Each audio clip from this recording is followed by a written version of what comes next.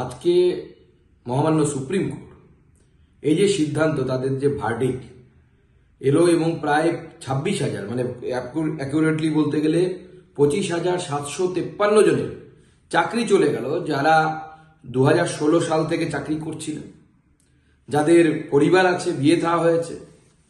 আজকে যোগ্য যারা যারা পরীক্ষা দিয়ে চাকরি পেয়েছিলেন, যারা শিক্ষক হয়েছিলেন, তাদের চাকরি আজকে চলে গেল শুধুমাত্র মমতা বন্দ্যোপাধ্যায়ের পার্টির লোকেদেরকে, অর্থাৎ অযোগ্য যারা যারা পয়সা দিয়ে চাকরি পেয়েছিল, তাদের চাকরিটা বাঁচানোর জন্য মমতা বন্দ্যোপাধ্যায় এই পুরো 26,000 লোকের চাকরি বলিদান দিয়ে দিলেন।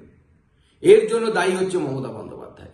এই যে 26,000 পরিবার আজকে রাস্তায় বসে গেল, এর জন্য যদি কেউ দায়ী থাকে তা হচ্ছে সে হচ্ছে তৃণমূল কংগ্রেস এবং তৃণমূল কংগ্রেসের সর্বময় কর্ত্রী মমতা বন্দ্যোপাধ্যায় এবং তার চেলাচামুন্ডা, যারা লাখ লাখ টাকা নিয়ে এই চাকরিগুলো, কিছু চাকরি এর মধ্যে থেকে 26,000-এর মধ্যে থেকে যারা অযোগ্য তাদের চাকরিগুলো দিয়েছিলেন।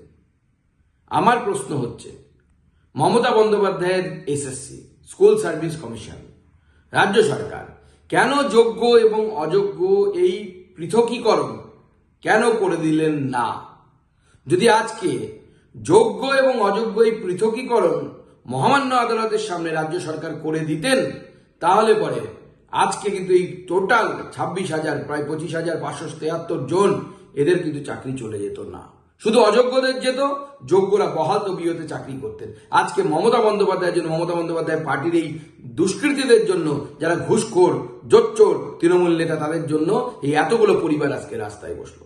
আমরা ছেড়ে দেব না। আমরা আগামী দিনে মমতা বন্দ্যোপাধ্যায়ের সরকারকে এই তার চেয়ার থেকে উঠিয়ে ফেলবো। এর জন্য দায়ী হচ্ছে মমতা বন্দ্যোপাধ্যায়। আমরা খুব শীঘ্রই এর বিরুদ্ধে পথে নামছি। ভারতীয় জনতা পার্টি এর বিরুদ্ধে আন্দোলন করবে। রামনবমী পার হয়ে গেলেই ভারতীয় জনতা পার্টি পূর্ণ শক্তি দিয়ে এর বিরুদ্ধে নামবে।